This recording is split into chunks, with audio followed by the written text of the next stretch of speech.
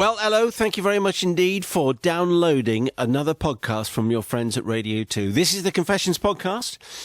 We got a whole bunch of fine stories for you featuring Chimnea, that outdoor heater charred chuckles. So that doesn't work, does it? So it's got to be Chimnea charred chuckles. Apparently that's right. Contrary continuous calls, silly sozzle sprinters, and a pooch pursuing provender.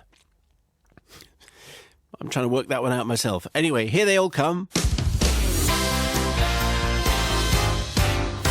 Right, it's tonight's tale. It comes from Robbie. Thank you very much indeed. Thank you, Robbie, for tonight's confession. Yours, please. confessions@bbc.co.uk. My husband and I are very much the long-suffering recipients of my parents, his in-laws, comments and jokes.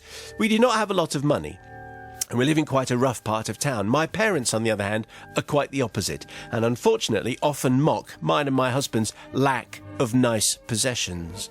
Their house in particular is their pride and joy. Always in perfect order, full of antiques, not a speck of dust in sight, and where my confession takes place. My parents often go on weekend away trips to various hotels. On one occasion, my husband and I were asked to house sit whilst they went away to Venice. We were also entrusted to look after my mother's prize cat. Whilst keen to enjoy their lovely house for the week, my husband and I were a little wary of making any mess or damaging anything, as the house is indeed immaculate, as I believe I might have mentioned. Yes, you did just earlier. Entrusted with the house keys and my mother's grumpy cat, my parents left, and we were left to our own devices. After a few hours of enjoying their corner bath suite... What? What's that? I don't know. Is that like a bathroom? A bath in the corner of the room? A bath in the corner of the room, but a suite built around it? I think it's a kind of 80s thing, isn't it? And yeah, and it would have a little seat on the corner as well. We'll spend a few hours there. What? Anyway, after spending a few hours in the corner bath suite, we decided to crack open a flagon of extra value wine that we brought with us in their landscaped back garden. The cat was eyeing us carefully from the conservatory. After a few glasses, as the sun began to set, my husband and I decided to bring out their famous, and I think this is pronounced, chiminea. Chimenea. Oh, was it? Chimenea. Chimenea, Chim, yes. chimney, chim, chimney, chim, chimenea. Yeah, yeah. One of those outdoor heaters. Yes. That my parents were always raving about. We intended to enjoy the sunset beside its warm fire and our cheap booze. We soon discovered after lighting it that there was hardly any coal or prepared firewood around to keep the Chimenea. going. With the Chimenea quickly dying, my husband and I ventured into the dark garden shed in search of more coal or anything to fuel the fire. My husband soon discovered 4 seemingly unwanted wooden planks. This was a very good thing, and hooray.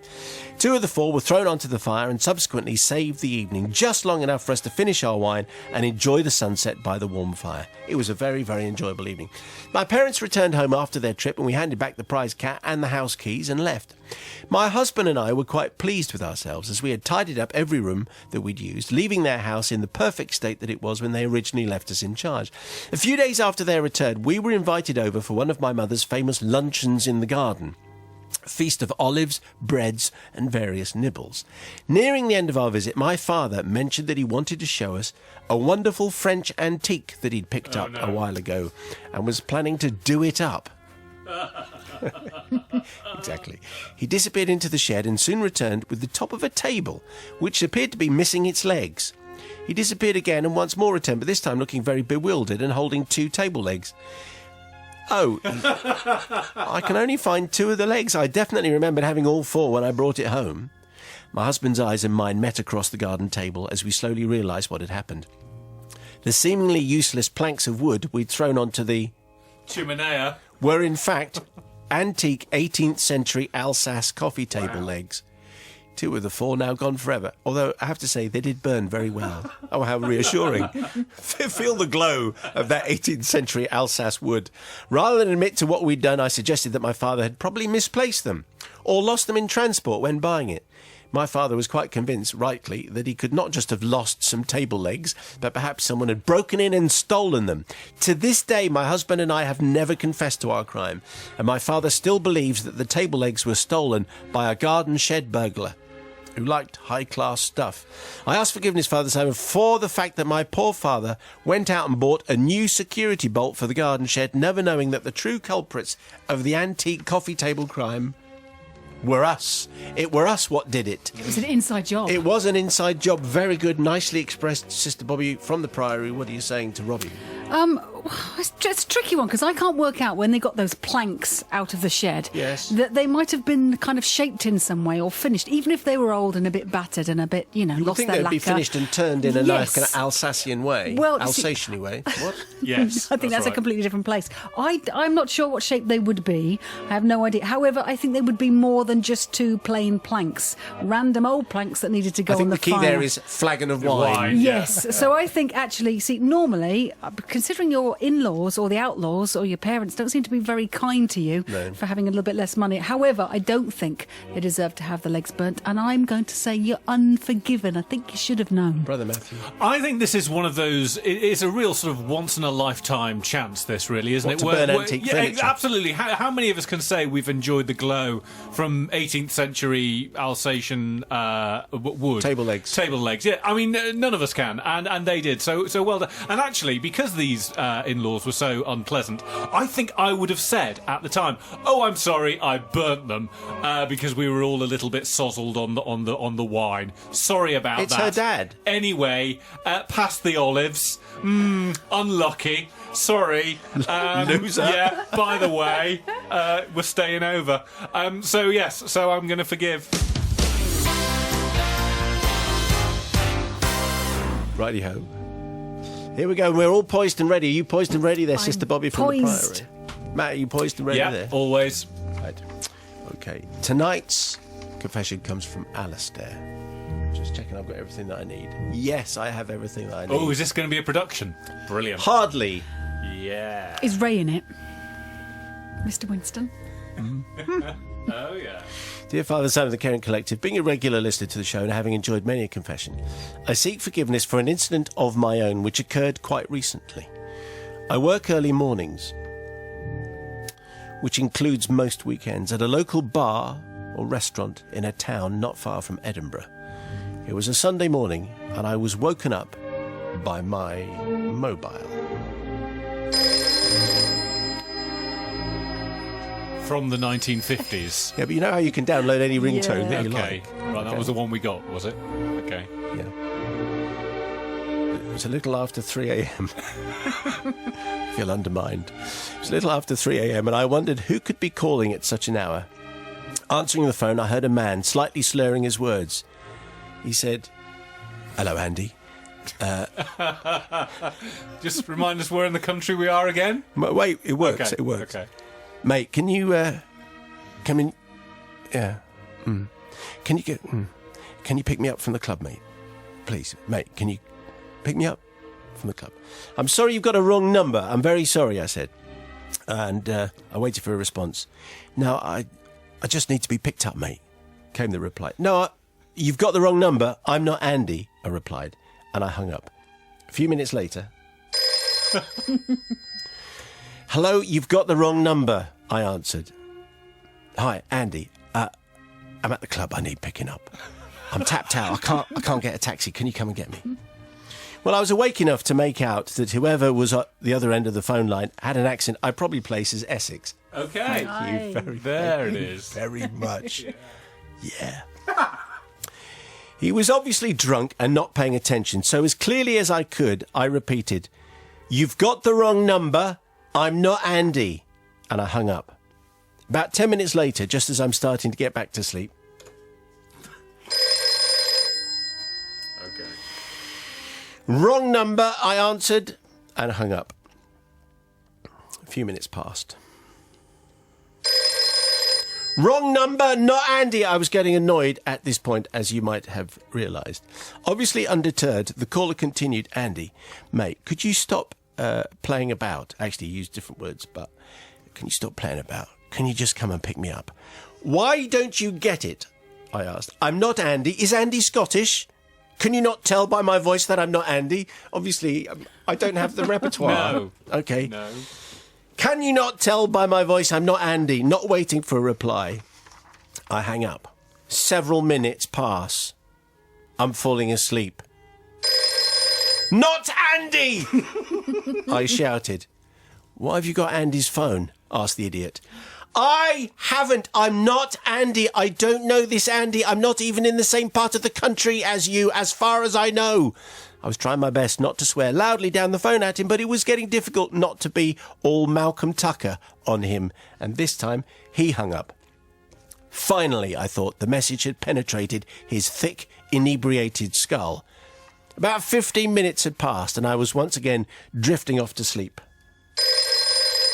Again, I clenched my fists, I stifled a scream, and I answered, still not Andy, still a wrong number, and you're still a complete half-wit. Again, this is a family show, so the exact wording may have been a little different, and I hung up. Again, several minutes passed, but the dreaded feeling that the phone would ring again was stopping me from attempting sleep. Minutes passed. A few more minutes. Yeah.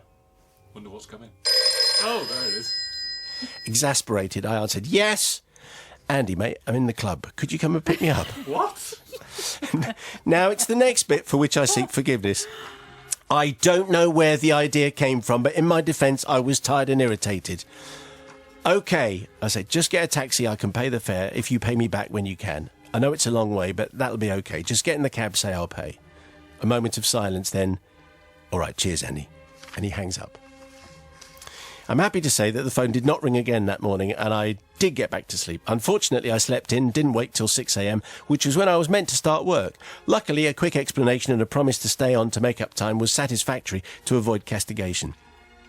Father Simon, I seek forgiveness obviously not from the idiot, whose name I never got, but from Andy, who I imagine was rudely awakened at an ungodly hour by a drunk friend looking for his taxi fare, and quite possibly a taxi driver who was faced with the task of extracting cash from a bemused man. I placed myself humbly at your mercy. P.S. I never heard from the idiot again, nor any Andy seeking an explanation. So that was it. I mean, maybe it's the kind of conversation that you might have had. I don't know, but clearly he was waiting for a very long time for the cab, because it probably never came, I'm suspecting. Sister Bobby from the Priory, what do you think? It's tricky, isn't it? Because when someone's in distress, you feel the need to help. But I'm surprised he actually Not if didn't. you don't know them. Well, yeah, sometimes, if someone was stuck, if you had a sibling or a child stuck at a club, you'd hope someone might go and rescue them if need be. Well, I'm surprised, Slightly different. This is a drunk guy from a club. Yeah, OK. But I was surprised he didn't turn his phone off, or at least change his ringtone, actually, between calls. Maybe it was probably his alarm, you see. You just don't know. No, actually, it's an easy one. You are absolutely forgiven, because what you did is gave the man a route home, and I'm sure Andy would cope with it. Brother Matthew. Yeah, but turn off your phone. I don't buy the alarm thing. Just turn off your phone, or we've all got those things on your phone. What if his mother, who's poorly, wanted to get in touch with him from next door? Block calls from that number. That's all you do. You block calls from that number. And also, do wrong numbers happen anymore? Because we've all got people's... I don't know any of my numbers at all. I just know the names. You just hit name on your phone. So for that reason, which doesn't appear to be related at all to the story, I am going to forgive. You are going to forgive? Yes. All right.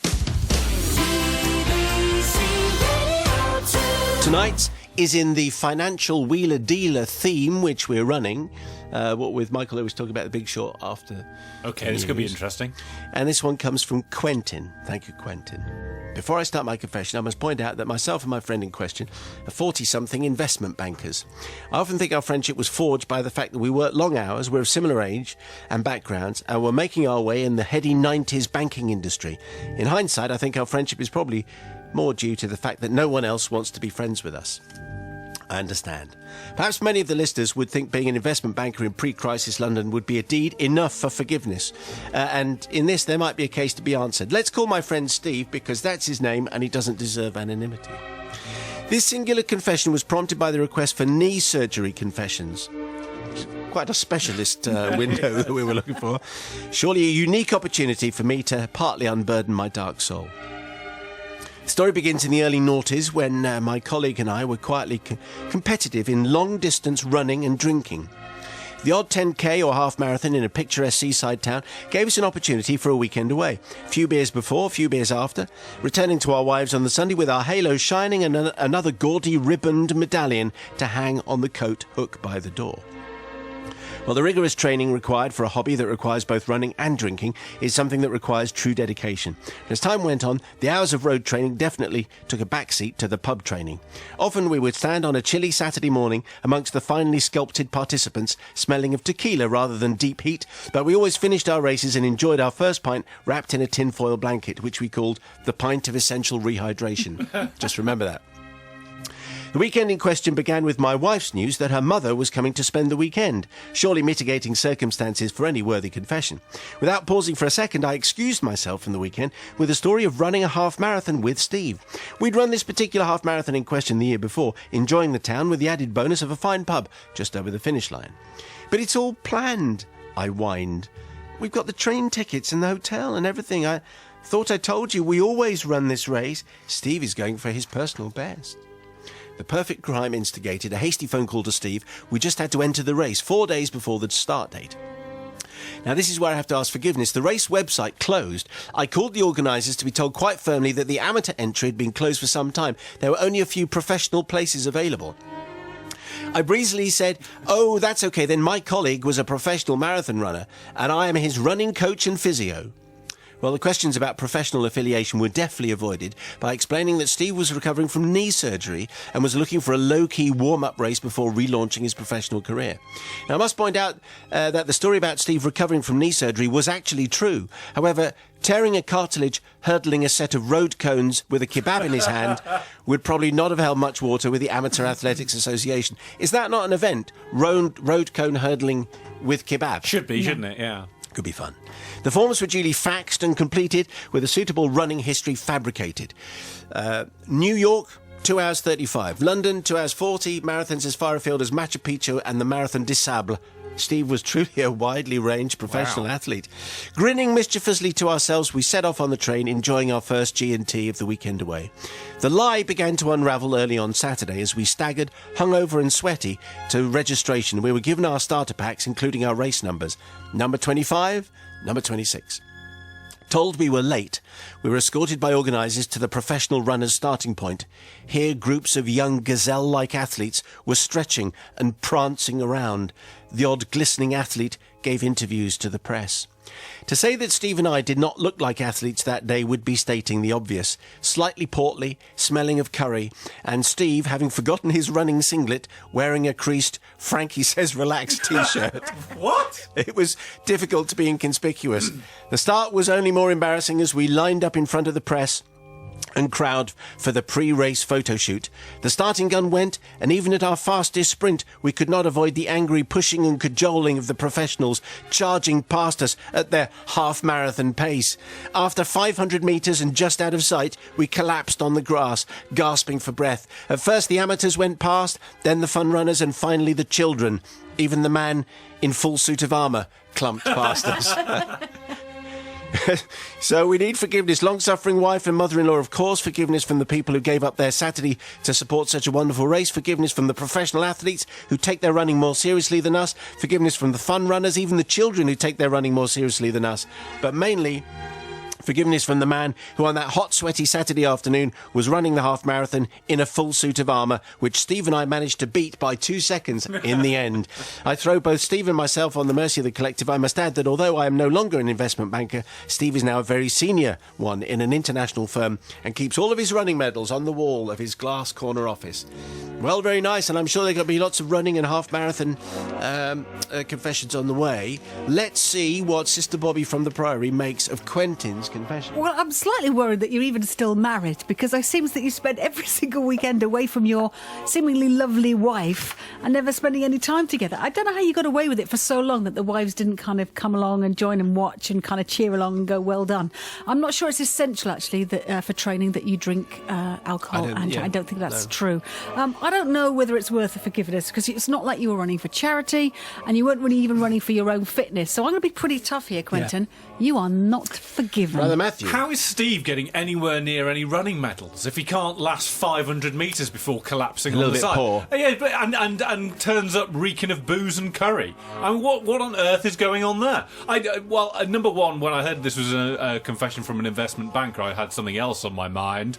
But I am... Class war? Yeah, Probably. I am going to blame the organisers here because there was clearly no due diligence done here on just exactly who this so-called professional athlete is. And if he turns up looking like he does in a Frankie Says Relax t-shirt, as I say, reeking of booze and curry, and clearly not an athlete, then it's frankly the organisers' fault. And so therefore... I forgive. Anyway, here we go. So here's tonight. It's got a little bit of food in, actually, this story, which comes from Richard. Father Simon of the Drive Time Confession Collective. A few years have passed since this incident, and I think it's time to come clean. This is partly due to the fact I'm now a resident of another county, and therefore far away from this where it actually occurred. I think I know where this actually occurred, by the way. It all took place in the summer of 2012, and you may well remember it. The Olympics were in London. The weather was surprisingly good for a British summertime. My profession then was running a landscaping company. This mainly included working on site in people's gardens, and this particular incident happened at the back of a customer's garden in a rather posh part of North London, near where Matt lives. What? Really? Oh, like this. The garden backed on to a primary school's playing grounds, a large field with a pavilion and a car park. And we had managed to get permission to use the car park of the school as a place to put a skip, park our vans and use it for access into the garden. Now, this was really helpful and only possible because it was during the school holidays. The school was closed but had been hired out to companies that were running sports courses for kids, some or most of whom, at a guess, went to the school or lived locally. Okay? It's a warm day. My staff and I decided to have an early lunch, so we walked out of the garden to where our vans were parked.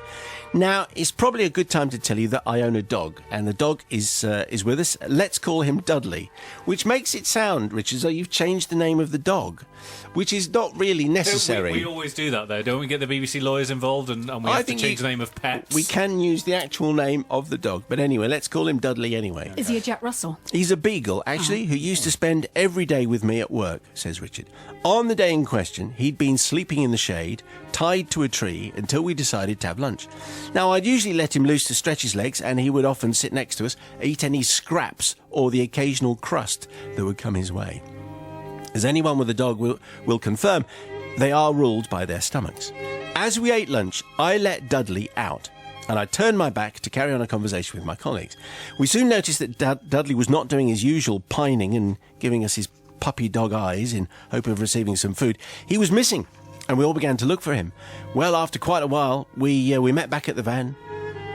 No sign of him. And then, as we sat there wondering what we had to do, a dog hove into view. Can a dog hove into view? I think a ship hoves into view. Just have done. Anyway, here comes the dog. And this dog, bizarrely, looks rather sheepish. And this beagle looks a whole lot larger than it did a while back. It might be a different beagle, but it's not. He had definitely been up to no good, Father Simon, and within a few minutes I realised why. Now, you remember I said that there were kids taking part in some sports courses? Well, they had brought with them, because it's an all-day thing, not only sports kit, but also packed lunches, or to be precise, 30 packed lunches. You can probably guess where this is going. The greedy beagle had helped himself to what can only be described as a rather lovely spread. He'd had a go at 30 portions of sandwiches, cakes, biscuits, Scotch eggs, crisps in bowls, mini rolls, pork pies, and many other lunchtime treats. You could do that, Nigel. Some suggestions there for the future. Sounding good. This beagle sounds interesting. With the scene of horror in view, through a wire fence, I very quickly retreated to the safety of my van as I heard a whistle blow, ending whatever sporting activity had just taken place, and I was soon greeted with the sound of distressed children's voices calling out. Remember, this is North London. Who's eaten my food? Who's eaten my food? Why is my sushi all wet? My creamy mushroom vol au vents look way too creamy. Right, okay. And the best one, sir, there's dribble on my herring tacos. Imagine that.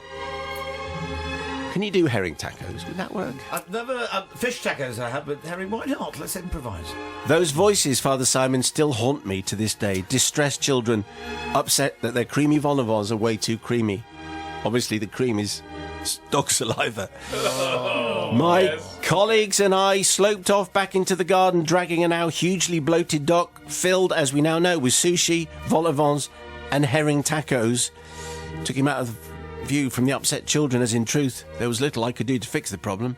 But I need forgiveness from the parents who paid to feed my pig dog for a week, from the staff of the sports company who had to put up with hungry, moaning children. We all know what hungry children are like. Blimey, that would have been really, really difficult. Mostly the poor children had to go without lunch on probably a very tiring day of sport. Yours with regret, Richard. P.S. Dudley is now 10, still ruled by his stomach, and it hasn't stopped him getting into further mischief, although this was his crowning glory. Well, it's 30 pat lunches. A dog is just going to do what a dog needs to do. And if there's herring tacos to be dribbled over, you just have to go for it. That's what I do. Anyway, Sister Bobby, what do you think there from the Priory? Well, first of all, it's not Dudley's fault, is he? He's just a dog, and there's food, and it smells good, and there's salt and vinegar chipsticks, and he's going to eat them all. However... A herring taco's not going to smell good, though, is it? No, well, to a dog, maybe. As an owner, though, you are responsible for your dog, so really you should keep an eye on your dog, because it is your fault. You're so responsible. Well, you do have to, because you never know, it could get run over or something like that. Anyway, so... Don't bring us down. So what I'm saying is, it's not Dudley's fault. I wouldn't have liked to have sat with Dudley in the van on the way home, though. That's the only thing I was really worried about. You've got a dog that smells like a fish. Well, I do have a dog that smells terrible sometimes. Anyway, it is... I'm not sure whether you should be forgiven, because you didn't offer any compensation. You could have run round to the local shop and gone, look, I'm sorry, we did a bad thing. No one's going to do Here's that. 30 cents. Yes, they are. I'd do that if my dog did that. I don't know, because it wasn't really your fault and you didn't mean to. I think in this case, because you've got a dog, Richard, just love you for looking after a dog. You're forgiven. Blimey, what a pushover.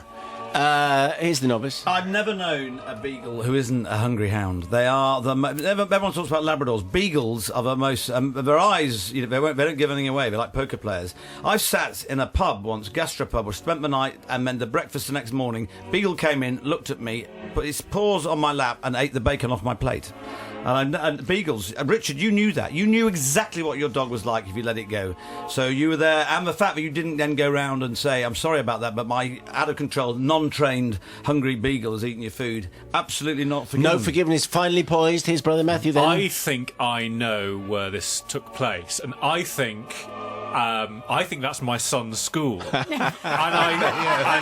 in 2012, in 2012, he was at that school. Oh my goodness! It's him with his creamy vol au The vents. implication that my son would be taking creamy vol au vents and herring tacos to school. That sounds like you. It does not sound like it came from my house, and I think he's trying to steer the jury there. And for that reason, I am not going to forgive.